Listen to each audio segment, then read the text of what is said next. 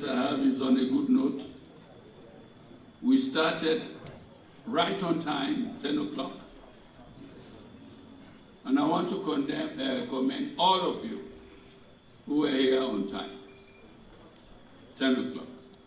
It's a good sign, a very good sign. And I hope we will keep it up. I'm sure my friend and brother there from Kwenadugu must have been pleased this morning. I'm equally pleased. Very good. And I encourage members to keep it up. Exactly. As I said yesterday, two things cannot wait: time and tide. They don't wait for anybody. And let us start measuring our progress by time. Let's value time.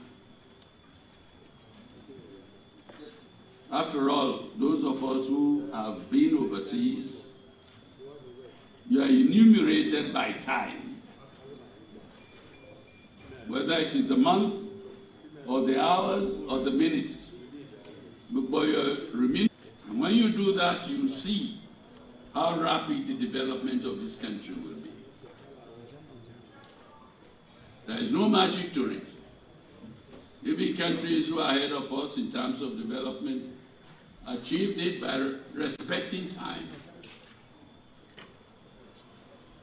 and making sure they don't fiddle around, they do the real work, substantive work, when they are engaged in it. Nothing wrong in our emulating those good examples. The bad examples we should never encourage. And there are many bad examples out there, that we should never allow to influence our culture, our way of doing things in this country. But the good ones, let's embrace and adopt and imbibe and be part of our culture. After all, cultural development is a process of cross-fertilization. We influence them, and they too influence us. That's the way the world is and will continue to be. So I'm very, very impressed with today's attendance. You enabled us to start right on time. Let us maintain that record. I thank you all for ensuring that that happened.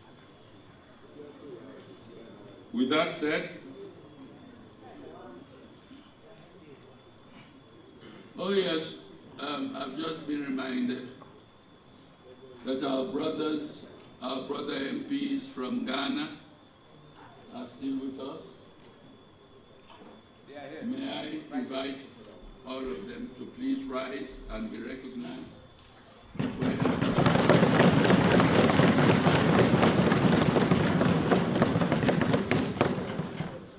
As I said the other time, they are here to study our business committee, how we do things here, so that if there are good aspects, they too can. I haven't finished. No, so inside. Too much noise at the gallery. Please wonder.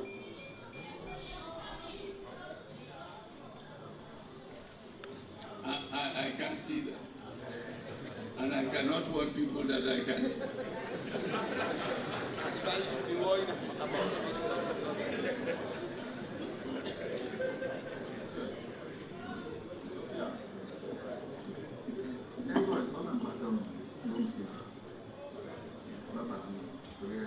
No, just to remind you that our brothers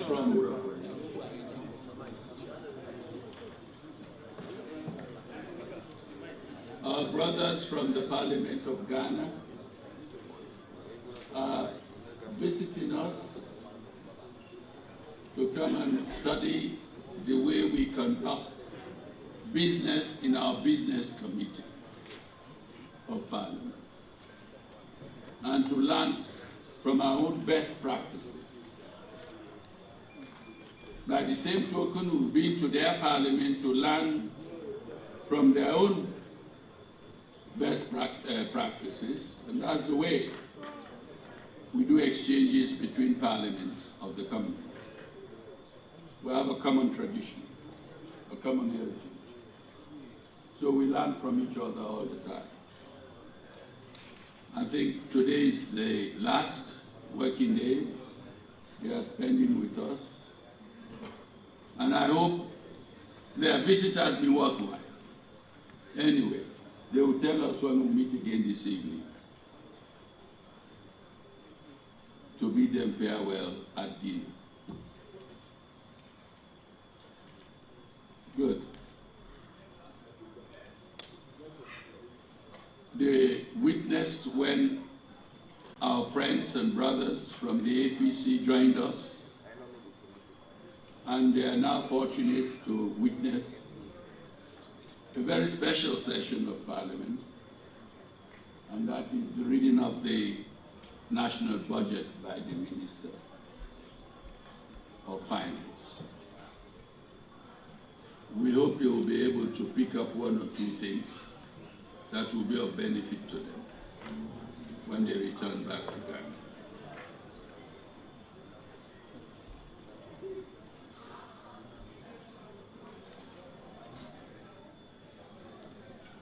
I enjoy a very special comradeship with my brother Speaker from Ghana, Speaker Bagin.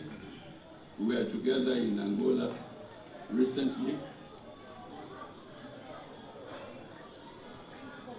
along with the Senate President of Nigeria, the Angolan Speaker, and the Speaker of South Africa. In fact, between myself, Ghana, South Africa, and Nigeria, we led the campaign for the Speaker of Tanzania,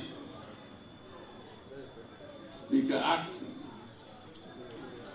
who eventually became elected as the first woman president of the IPU in the entire history of the IPU. So we share certain affinities with Ghana and those other countries. And it is my wish to continue to strengthen the excellent relations that we share with those partners. So don't be surprised if you begin to see many more parliaments coming to us to see how we do things here. So it's always important that we do the best, so that when they come to learn from us, they do not learn the ugly, but the best, to take back to their own parliament. With that said, let's get on with the day's business.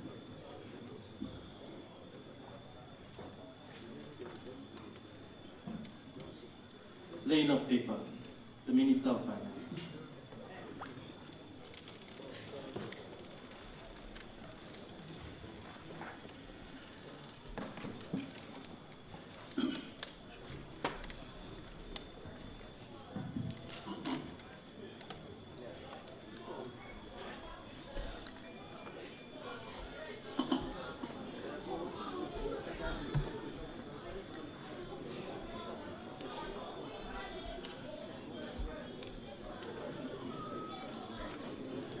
Mr. Speaker. Hold on a minute. I'm still getting noise coming from the gallery.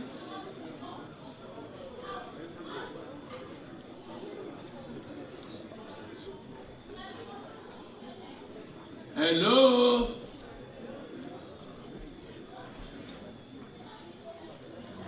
I can still hear noises. Sergeant at Arms, do your duty, please.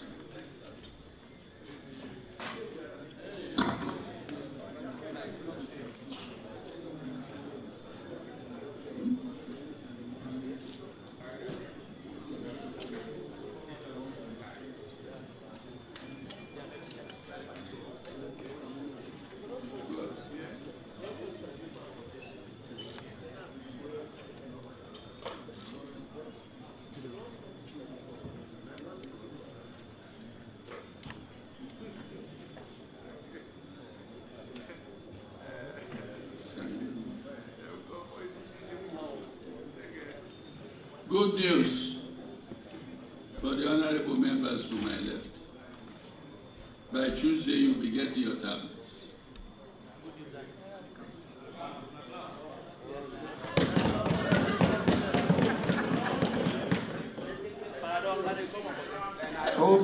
I hope the Minister of Finance will have another good news for our teachers. For our teachers in this country. I'm sure there will be good news for them today by our minister. Okay, I think we've got some quiet now from the galleries. Let me take this opportunity. Last speaking my language now. Do you have one way come for camp witness this very special occasion? I welcome Una to Parliament. But Una not to parliamentarians, so Una not visitors. Una be no elect, Una parliamentarians and then sit down so like. If Una can with respect, Una can with good manners. You dare for listen, not to for take part in what they happen down. So they are the big Una. Let one noise not come out from the galleries anymore. Otherwise, I go order let them clear Una. The one man go.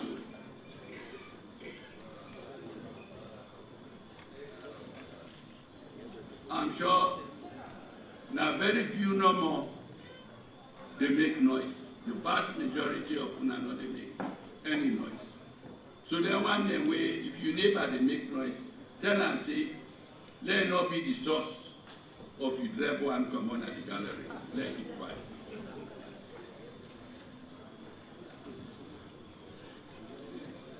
Thank you. Mr. Minister. Mr. Speaker, honorable members, with your leave, I beg to lay on the table of this honorable House the following paper. The Fiscal Strategy Statement, FSS, for fiscal year 2024 to 2028 in fulfillment of the Section 21 and 23 of Public Financial Management Act 2016.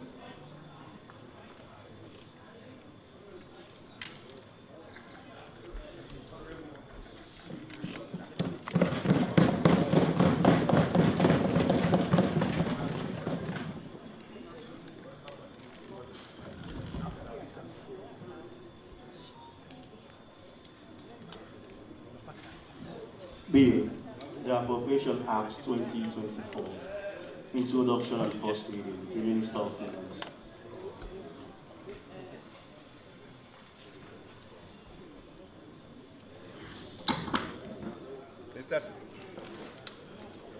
Mr. Speaker, honorable members, I move that the bill entitled the Appropriation Act 2024 be read the first time. Mr. Speaker, honorable members, I rise to move that the bill entitled the Appropriation Act being an act to authorize expenditure from the Consolidated Revenue Fund for the services of Salone for 2024 be read the first time. Mr. Speaker, honorable members, the last 2 years have been very challenging for policymakers all over the world, more so in low-income countries, including Sierra Leone, where development needs are very high in the midst of limited fiscal space and high vulnerability to external shocks. The external environment has not been favorable as the recovery of the global economy is losing momentum due to slowdown of the Chinese economy, disruptions of energy and food markets caused by the Russia-Ukraine crisis, and the impact of tighter monetary policy to fight global inflation. The situation is being exacerbated by heightened geopolitical tensions, economic fragmentation, and climate change risks. Mr. Speaker, honorable members, the October edition of the World Economic Outlook projected global economic growth to continue to slow down from 3.5% in 2022 to 3% in 2023, and to 2.9% in 2024. This was after the strong recovery of 6% in 2021. The growth in advanced economies is slowing down, especially in the euro area, which is more exposed to the Russian-Ukraine crisis. Economic activities in the euro area is projected to decelerate from 3.3% in 2022 to 0.7% in 2023, and 1.2% in 2024.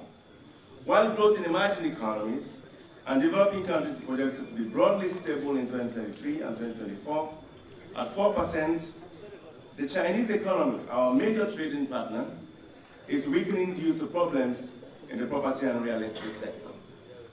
Growth in sub-Saharan Africa is also expected to fall for the second year in a row to 3.3% in 2023 before returning to 4% in 2024, reflecting weak global economic growth, mounting debt levels, high inflation, and interest rate and exchange rate pressures.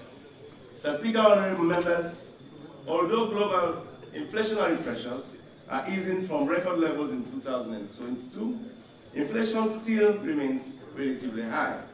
Global inflation is projected to fall from 8.7% in 2022 to 6.9% in 2023, and further to 5.8% in 2024.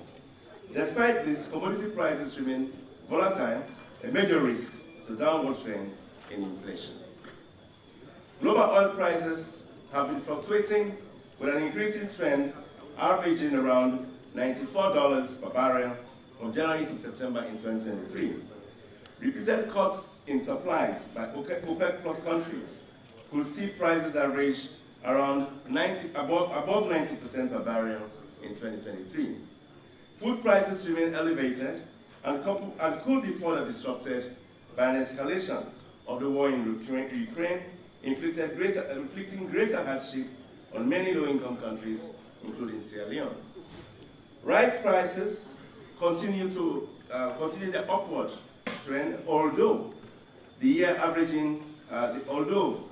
throughout this year, averaging around $495 in January, and to $620 per metric ton in September 2023. Fortunately, iron ore prices have averaged around $120 per metric ton and are projected to stay elevated for the rest of the year, following floods in one of Brazil's biggest iron ore mines. Mr. Speaker, honorable members, these adverse developments, global development, and general economic uncertainties have contributed to a difficult socio-economic situation in Sierra Leone, characterized by weak economic growth, limited fiscal space, high inflation, high debt burden, sharp depreciation of the leones. These in turn have translated into high cost of living with adverse implications for food security in our country. In July this year, I presented a supplementary budget aimed at bringing back public finances to a sustainable path and maintaining the recovery from ongoing war in Ukraine and other related shocks. However, large debt service payments combined with high inflation and exchange rate pressures on the budget have narrowed the policy choices and presented difficult policy trade-offs. Mr. Speaker, honorable members, despite the difficult external environment, our program with the International Monetary Fund remains on track. The delayed 6th and 7th review of the extended credit facility were jointly approved by the IMF Executive Board in June 2023, triggering the disbursement of $20 million. Despite the limited fiscal space, we continue to support the free quality education program and infrastructure development, including the completion of key roads. We made progress on fiscal consolidation by instilling fiscal discipline in the management of public expenditures, which enabled us to fulfill 2 out of 3 quantitative performance criteria for the 8th review of the extended credit facility of the IMF. We also implemented all the prior actions and structural benchmarks. This improved program performance has paved the way for the staff level agreement on the conclusion of the 8th review, which is now awaiting approval by the IMF Executive Board late November 2023. The successful completion of the 8th review will trigger the immediate disbursement of $20 million and commencement of discussions for a successor program with the IMF in 2024. With support from the World Bank, we also implemented wide-ranging sectoral reforms in lands, labor, education, mining, public procurement, revenue administration, and digitalization. These and many more will lay the foundation for sustainable resilience and inclusive growth in the medium term. So, Speaker, honorable members, it is, however, disheartening to report that despite these efforts, successive and repeated shocks have exposed the underlying vulnerabilities of our food supply systems to a volatility of global food market. The ensuing high cost of living has pushed several households into food insecurity. This is untenable and therefore demands unprecedented and innovative solutions. Against the backdrop of global economic uncertainty, high cost of living and food insecurity, there is an urgent need to restore macroeconomic stability while protecting the poor and vulnerable. Hence the theme of the 2024 government budget. Mr. Speaker, honorable members, before elaborating on the government policy priorities and strategies for addressing the above-mentioned challenges, please allow me to provide a brief review of the domestic macroeconomic developments and budgetary performance for 2023, as well as the medium-term outlook of our economy. Macroeconomic developments and budgetary performance in 2023 and outlook. Mr. Speaker, honorable members, the macroeconomic development in 2023. After recovering strongly from COVID-19 pandemic with a growth of 4.1% in 2021, the Sierra Leone economy slowed down to 3.5% growth in 2022. The economy is projected to grow moderately by 2.7% in 2023. The uncertain global economic environment, coupled with high food and energy prices, continue to weigh on economic growth in 2023. Inflationary pressures persisted throughout 2023, reflecting imported inflation, domestic food supply shocks, adjustments in fuel prices, and continuous depreciation of the exchange rate. Inflation surged to 54.5% in September, from 37.1% in December 2022. Mr. Speaker, honorable members, total value of exports increased by 16% to $659.2 million during the first half of 2023, relative to the same period in 2022. Of this, mineral exports amount to $584.7 million, with iron ore exports increasing by 54% to $391 million. The total import bill decreased marginally by 0.4% to $968.6 million in the first half of 2023, relative to the same period in 2022. The value of rice and petroleum imports amounted to $92 million and $305.7 million respectively. The combined value of rice and petroleum imports accounted for 41% of total import bill for the period under review. Trade deficit narrowed significantly to $309.4 million in the first half of 2023, from $404.9 million in the corresponding period in 2022, reflecting mainly the strong growth in mineral exports. Our gross international reserves of the Central Bank, or the Bank of Sierra Leone, amounted to $432 million, equivalent to 3 months of import cover as at end October 2023. The depreciation of the leones moderated to 17% between January and October 2023, compared to 39.1% in 2022. Policy actions by the Bank of Sierra Leone to stabilize the exchange rate include the removal of administrative barriers to foreign exchange markets, in the foreign exchange market, the amendment of the Bank of Sierra Leone Act 2019 to permit the use of currencies other than the leone in selected transactions in Sierra Leone, and the announcement effect of the decision to permit lending in foreign currency by commercial banks on a case-by-case basis.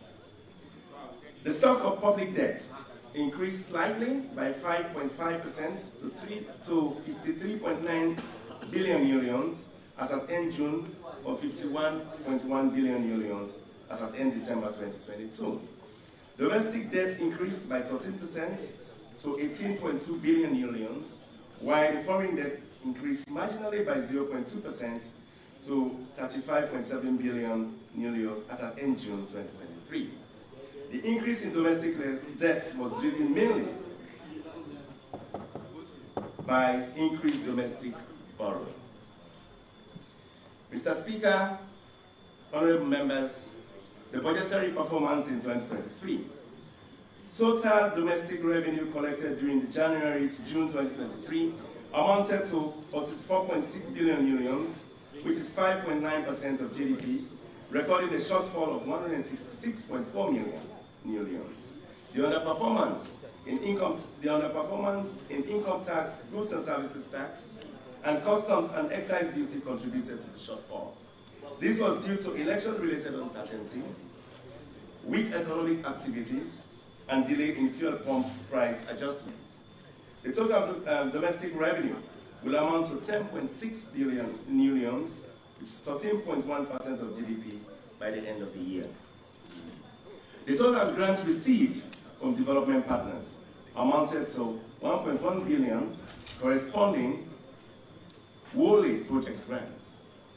The World Bank is expected to disburse $65 million as budget support in December. The total grants will reach 3.7 billion, which is 4.7% of GDP in 2023. So, Speaker, honorable members, total expenditure and net lending from January to June amounted to 9.7 billion, 12.3% of GDP, and was within budget amounts. The savings of 38 million was due to lower than budgeted wages and salaries, interest payments and subsidies and transfer, which more than offset overruns in domestic capital expenditures. High inflation and exchange rate depreciation contributed to the overrun in domestic capital expenditure.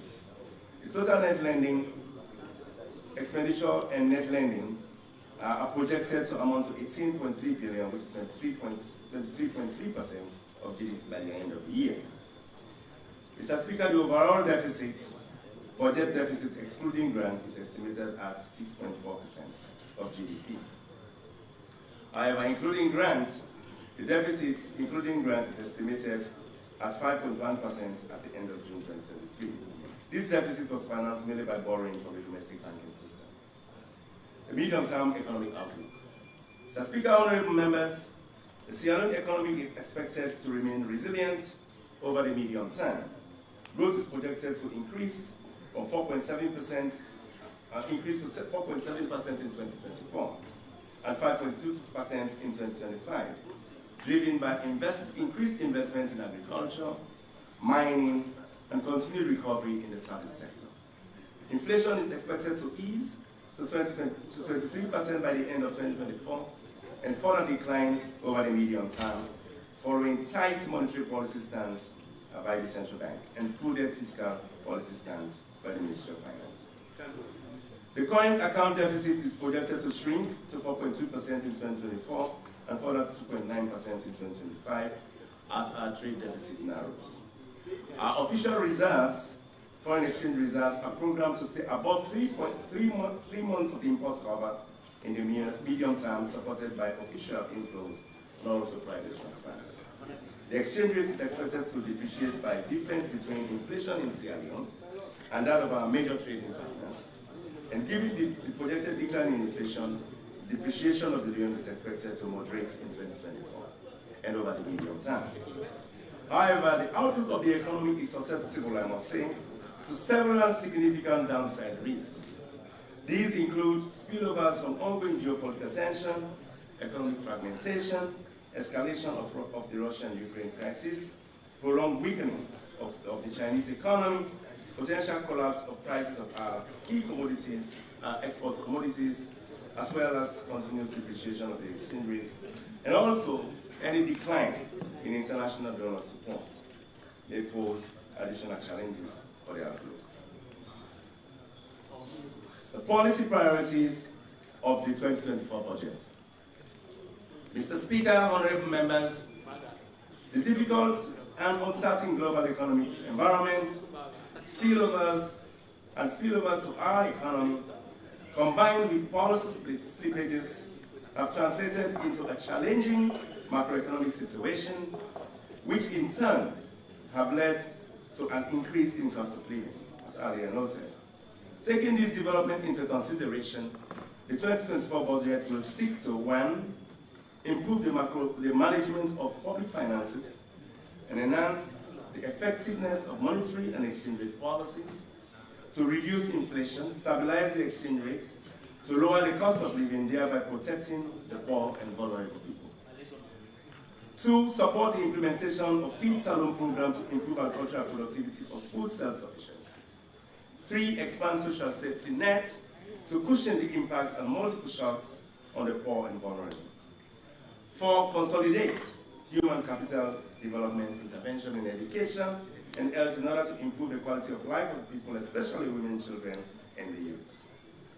5, continue to invest in infrastructure and technology to improve the competitiveness of the economy and create employment opportunities. And 6, support and promote private sector development for sustainable economic growth and job creation.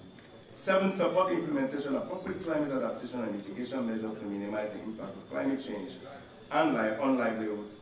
And 8, support the revamping of our public administration to improve the efficiency of public service delivery.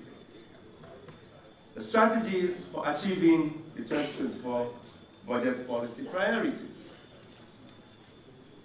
1, improving the management of public finances to stabilize the economy. Mr. Speaker, honorable members, there is an urgent need to strike an appropriate balance between revenue efforts and expenditure management to reduce the budget deficit and government borrowing from the banking system, thereby helping to arrest the rate of exchange rate depreciation and lower inflation. In addition to enhanced fiscal discipline, enhanced fiscal discipline will create the fiscal space needed to increase spending on government priorities. Mr. Speaker, honorable members, to achieve this balance requires deliberate efforts to intensify domestic revenue collection and prudent management and control of public expenditures. Intensifying domestic revenue mobilization. Mr. Speaker, honorable members, the development needs of Sierra Leone are huge and need to be consciously addressed if we are to make progress in improving the competitiveness of the economy and reduce poverty. However, attempts to address these needs in a sustainable manner are severely constrained by the limited fiscal space. As part of the effort to expand the fiscal space, government prepared a medium-term revenue strategy approved by Cabinet in April 2023. The implementation of the medium-term revenue strategy commenced with the Finance Act 2023, which was ratified by this Honorable Noble House in July 2023. In 2024, the government will continue with the implementation of tax policies and revenue administration measures articulated in the medium-term revenue strategy. Accordingly, government will implement the following tax policy measures in 2024 as espoused in the 2024 Finance Act, laid, debated, and approved by this Noble House on November 9, 2023. 1. Harmonization of the final withholding tax rates for capital income comprising dividend, interest, and royalties at the rate of 15%. Rental income will remain at 10%, and capital gains at tax at 25%. 2. Adjusting the goods and services tax registration threshold to 500,000 new leons from 100,000 new leons. 3. Increase the specific excise duty on petroleum products to a fixed rate at 2 leons 40 cents per litre for diesel and 2 leons 80 cents per litre for gasoline to internalize the external cost of fuel. This implies that the excise duty rate will no longer be used as an adjuster for the purpose of subsidizing fuel prices. 4, imposing a specific excise tax on plastic at the rate of 16 leones per kilogram to protect the environment. 5, impose an excise tax on gambling and casino services at a rate of 10% of net betting revenues. 6, restoring import duties on imported rice at a rate of 5% in 2024 to be increased to 10% in 2025 to support local production of rice. The proceeds of this tax will be ring-fenced in the Agricultural Development Fund and used to support the Feed Salone program. 7, restoring import duties on iron rod at 10% from the current rate of 5%, and on imported cement at 20% from 10% to encourage domestic production of these imported commodities. The additional amount collected will be deposited into the Infrastructure Development Fund to support the implementation of infrastructure projects in the country. 8, restoring import duties on cooking gas at 5% to encourage domestic production. 9, impose an ad valorem export royalty on timber exports based on value of timber products in addition to the current fixed rate charge of $3,000 per container retained as minimum. And 10, imposing an education levy of 1% of the value of all contracts for the supply of goods, services, and works as final withholding tax to support investment and predictable financing in the education sector. Innovative financing to maximize revenues on the management of our mineral resource wealth. Mr. Speaker, honorable members, I am pleased to report to this noble House that government through the Sierra Leone Mines and Mineral Development Management Corporation has established a special purpose vehicle, the Mineral Wealth Fund, Sierra Leone Limited, which will manage the commercial and business interests of the government in the mining sector. This will ensure the efficient management of our mineral resources to maximize revenue from the mineral sector. Under this arrangement, government will no longer depend on the 3%, only on the 3% royalty levied on mineral exports, but will also collect revenues on the income earned by the special purpose vehicle through its investment in key mining projects across the country. The revenue generated by the corporation will be deposited into the Transformational Development Fund for the financing of transformational projects in accordance with Part 4, Section 77 to 82 of the Public Financial Management Act of 2016.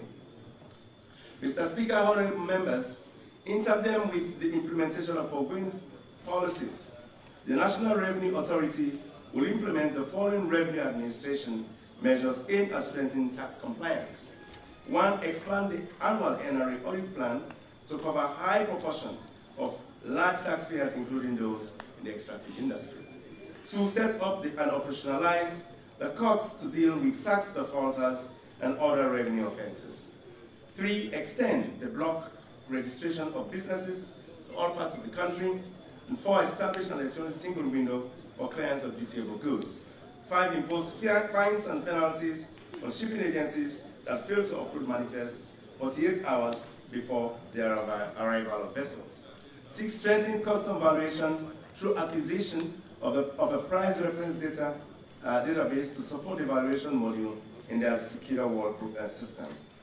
7, fully deploying and exploiting the benefits of ITAS and Asecuda, and strengthen the collection of non-tax revenues through rolling out the mobile payment application to all revenue collecting MDAs nationwide. Revenue mobilization by local councils. Mr. Speaker, honorable members, government will continue to implement reforms that will enhance local revenue mobilization to reduce the over-reliance of local councils on central government for financing local priorities. To this end, a new fiscal decentralization policy is being prepared and will be completed in 2024, paving the way for innovation or innovative and sustainable financing strategy for local development. Expenditure control and management. Mr. Speaker, honorable members, government remains committed to strengthening public expenditure management to create a fiscal space for priority spending. This involves improving the sustainability of the wage bill rationalizing expenditure on goods and services, strengthening the financial sustainability of state-owned utility companies, improving the management of capital expenditure, and ensuring prudent management of public debt. Improving sustainability of the government wage bill. Mr. Speaker, honorable members, to improve the sustainability of the wage bill, government is pursuing the following actions. 1, develop the medium-term wage bill management strategy that will introduce additional reforms to strengthen payroll management. 2, operationalize the Wages and Compensation Commission following the enactment of the Wages and Compensation Commission Act in April 2023. The process of appointing an chief executive officer, a deputy chief executive officer, and the chairman of the board commenced in September 2023 and will be completed by the end of the year. 3, carrying out a biometric verification exercise for teachers and health workers. The United Kingdom Foreign Commonwealth and Development Office, FCDO, has committed to provide financial and technical support for biometric verification of teachers, while the European Union has indicated support for the verification of the health sector payroll. 4, institute workforce planning for major payroll categories to improve the control relating to new recruits. Workforce quotas will be set for major categories of payroll, and this will be effectively monitored during the execution of the budget. 5, institute moratorium on salary adjustments to all subvented agencies in 2024, pending operationalization of the Wages and Compensation Commission. The request for salary adjustment received from subvented agencies have not been uniform, thus awarding these salaries increases will further exacerbate the wage disparities in the public sector. And then 6th, conduct separate annual payroll budget discussions for all ministries, departments, and agencies. This is an opportunity for the Ministry of Finance to adequately ascertain payroll requests required by all MDAs.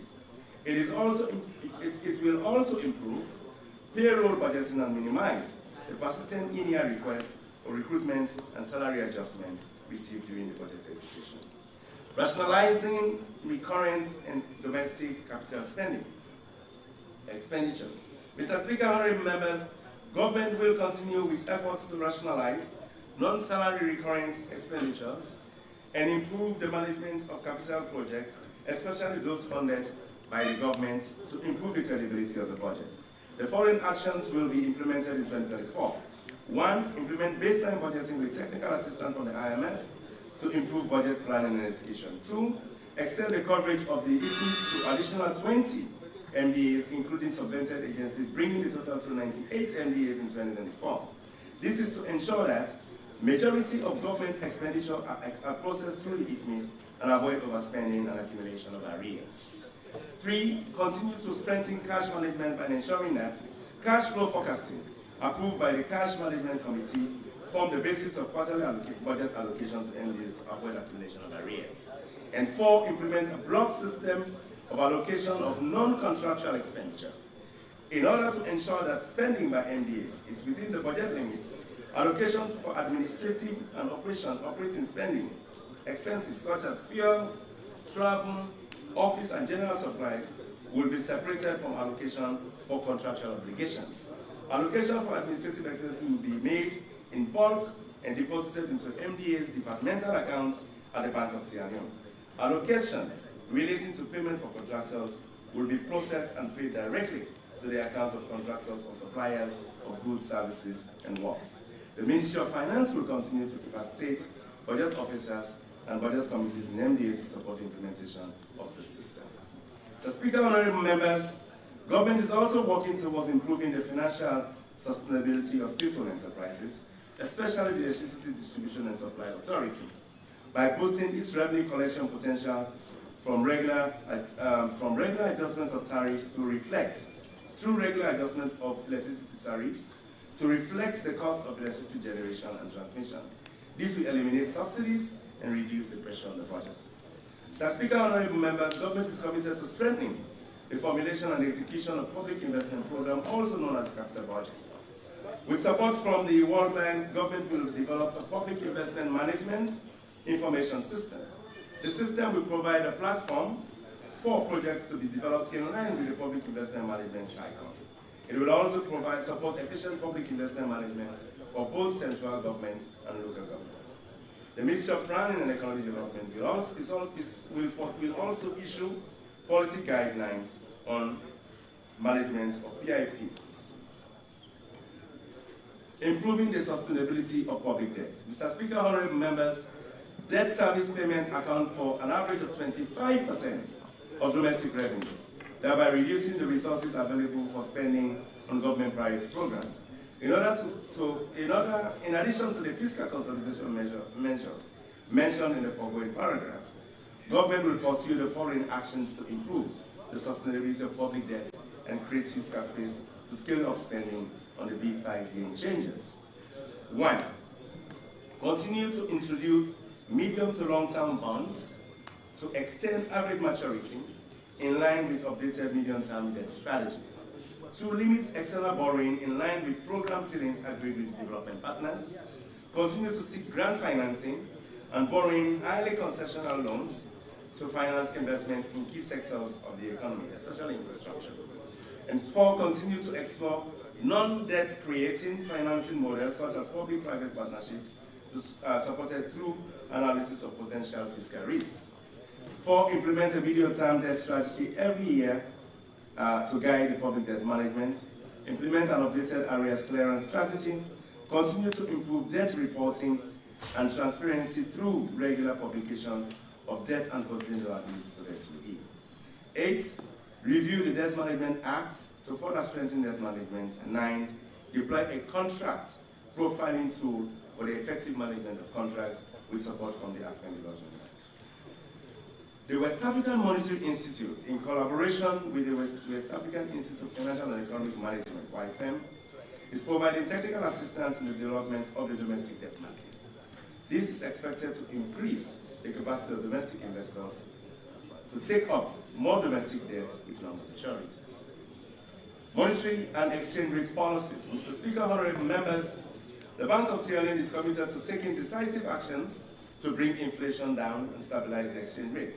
To achieve this, the Bank of Sierra Leone will sustain the tight monetary policy stance by continuing to raise monetary policy rates to send strong signal of its intention to bring down inflation.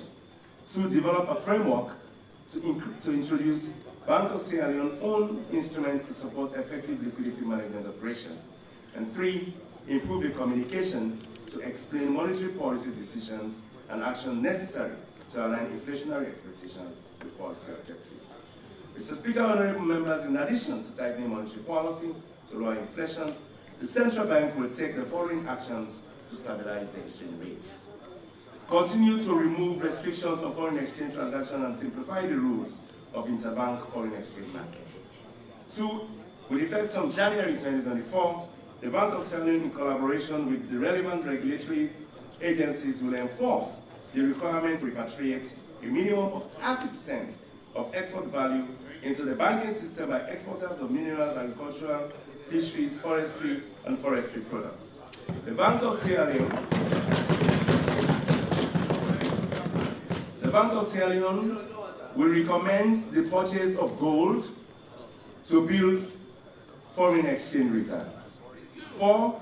The Bank of Sierra Leone will monitor compliance with its directive to offshore foreign exchange brokers to trade donor funds for development projects in Sierra Leone at the daily reference market rate as the mid rate.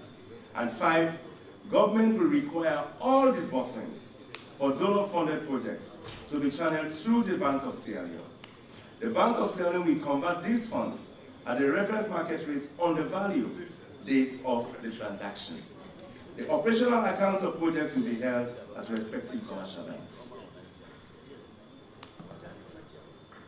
Mr. Speaker, honorable members, feed Salone, boosting agriculture and production and productivity to achieve food self-sufficiency. This is the second strategy to achieve for attaining the objectives of the 2024 budget. Mr. Speaker, honorable members, food accounts for 25% of our total import bills. The value of rice imports average 200 million per year. As the global price of food, including rice, continues its upward trend, the food import bill will continue to increase, posing threats to food security, depletion of foreign exchange reserves, and further weakening of the Leones. With the increasing number of food insecure households, there is urgent need to strengthen our food systems to achieve food self-sufficiency. Mr. Speaker, honorable members, recognizing this untenable situation, His Excellency Brigadier Retired Dr. Julius Madabio declared Feed Salone as the flagship program of his government for the next 5 years. The goal of the Feed Salone program is to establish a framework involving several interventions of delivering food self-sufficiency within the shortest possible time. The key objective of the program are as follows. 1, reduce the importation of food imports items, including our staple rice. 2, reduce hunger and malnutrition. 3, create job opportunities, especially for the youth. Build resilience to climate change and food price shocks. And 5, boost export earnings from agriculture. Mr. Speaker, honorable members, development of agroecological zones. To achieve these objectives,